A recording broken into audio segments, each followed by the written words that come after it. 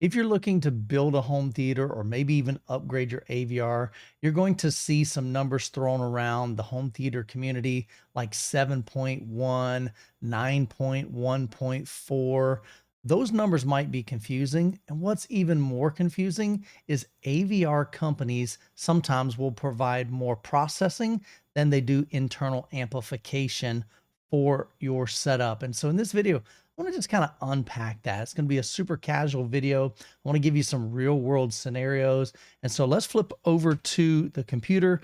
I want to show you what we're talking about. So the first thing we need to understand is, what do the numbers mean? And so here on Dolby's website, I'll link it down in the description below. You can see there's a bunch of different layouts. You can have a 5.1.2 or 5.1.4, 7.1.2, 7.1.4, and so forth. So what do those numbers mean? So here you can see we've got a 7.1.4 overhead speaker layout. And so I'm going to scroll down here because this is going to visually represent our theater. So a 7.1.4 Dolby Atmos system consists of 7 speakers on what we call the bed layer. So that is this bottom layer that surrounds your listening position. So you're sitting right here on this couch.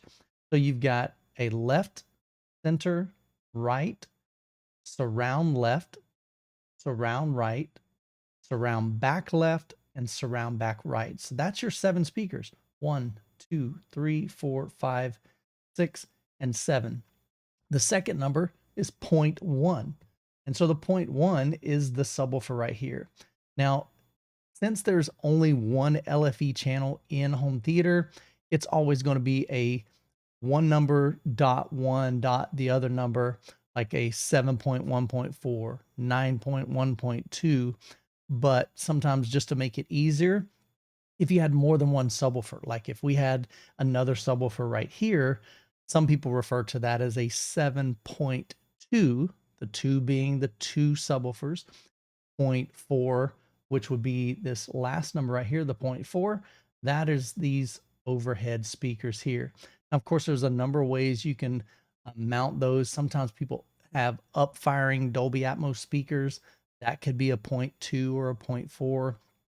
You could have on ceiling or in ceiling speakers like we have here. But just to simplify it, a 7.1.4 would be 7 bed layer speakers, 1 subwoofer, and 4 overhead or height speakers. Okay, so I wanted you to see that. We'll just switch over to a 9.1.4. Very similar layout. Let's see. So they don't even have a side view. Very similar. The only thing different is you're still going to have the 4 overheads right here. 1, 2, 3, 4. And what's going to change is you're now going to have 9 bed layer speakers. We got 1, 2, 3, 4, 5, 6, 7, 8, and 9. So there's 9 bed layer speakers because we're adding what we call these front wide speakers right here and right here. So I want you to have that baseline as we go and look at these various amplifiers. And so let's look at the first AVR. So here is a Anthem. I love Anthem. They make great products. So here's the Anthem MRX 548K. So this retails for about $1,899. If you were to stumble just on this page, maybe you did a Google search and you clicked on it and it took you right to this page, you may scroll down here and you may see where it says it has support for up to 15.2 channels and it's known for 140 watts per channel. And you're thinking, man, this AVR can do 15 speakers. It actually can't. This is just referring to some of the capability of their Arc Genesis, which is their room correction software. So you would have to come down here, and honestly, I didn't even know that this was clickable. It took me a little bit because I couldn't find any information on this page. But if you click on this, then it tells you, oh, okay, this is a 7.2 AVR. But here's the key, and we're going to see this theme. This is like something that manufacturers are doing a lot nowadays. And honestly, it's frustrating and it's very confusing to the consumer. And so we've got 7.2 of preamplifiers. So it can process 7 speakers and or actually I probably should say but it can only power 5 of those. So what does this mean for you? So if you were to buy this thinking that you could do, let's say, a 5.1.2, so there's 5 bed layer speakers, 2 overhead speakers, that's 7 speakers, that's what it's referring to here. 2 subwoofers is the 0.2. The problem is you go to hook that up and you're like, well, I go to plug it in, all my speakers in the back of it, and I'm not getting power to my overheads. Well, the reason why is because you need an external amplifier. If I were to go up here, if we look at the back of this, you would see right here, we've got, you can hook up your front left speaker, front right, your center, and then your 2 surrounds. So in order to add overheads, you're going to need to use pre-outs, which are right here. And so you would have to connect an external amplifier, a 2-channel amplifier, to get those overhead speakers.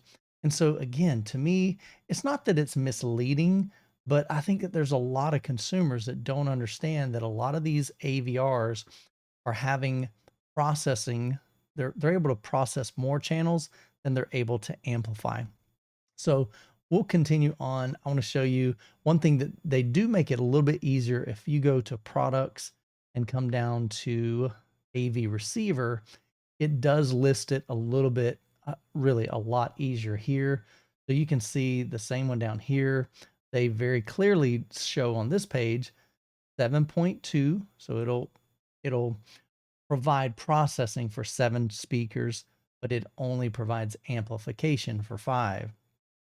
The 740, MRX 740, it will process 11 speakers. Like in my setup, I have a 7.1.4. So that's 7 bed layers, 4 overheads.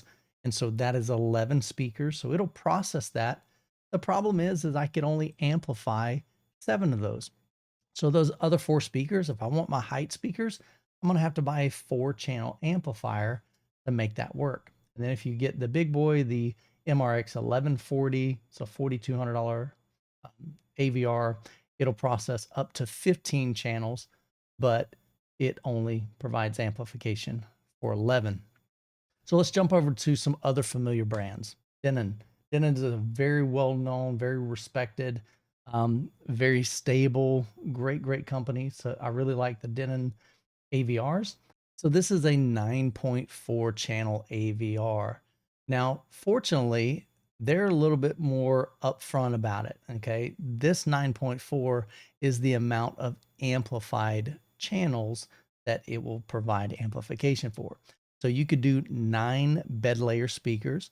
So that could be maybe a 5.1.4. So 5 bed layer speakers, 1 subwoofer, because that's powered on its own, and then 4 overhead speakers. So 5 plus 4 is 9. You could probably do a 7.1.2, 7 bed layer speakers, 2 overhead speakers. There's your 9 speakers. So it could power that. But then if you scroll down here, what gets confusing is if you look at the rear of this, this is a 9 speaker, a 9.2 channel AVR, right? Let's count this. 1, 2, 3, 4, 5, 6, 7, 8, 9, 10, 11. So you buy this AVR, or maybe you're just on their website and you look at this and think, man, this thing can power 11 speakers because I can connect a front speaker, front left speaker, center speaker, surround back, 2 overhead speakers for the front and 2 overheads for the back, right? Wrong. If you were to connect your 11 speakers to this, you're only going to be able to hear 9 of them because it's a 9.2 channel AVR. So again, in this system, if I close this, if we scroll down to specs, so if we come down here to multi-channel surround and click that, you can see the max number of processing that it can do is 11 speakers. It gives you flexibility, but it just makes it confusing for the consumer. And so just knowing going into this, if you were to purchase this model, if you've got like 11 speakers in your room like I do, you're not going to be able to power all of those speakers with just this AVR. You're going to need this AVR plus a 2-channel amplifier connected to it. Let's continue on. So let's go to Onkyo. So here we have the Onkyo TX-RZ70. This is an 11.2 channel AVR. So it can amplify 11 speakers, but it can actually process 13 speakers. Again, this is one of those that it doesn't even say here on the website that. I had to scroll all the way down and open up one of their kind of like specs manuals. I think it's all the way at the bottom. Had to go to the document sheets and open up this spec sheet for it to tell me there that it actually could process more. So sometimes they hide the information. Sometimes it's just super confusing. And sometimes when you're looking at the actual website, you'll see those two numbers and then you scratch your head going, wait a minute, does this handle 11 speakers or 13? Let's keep going. We'll take a look at the Marantz Cinema 50. Marantz makes amazing AVRs.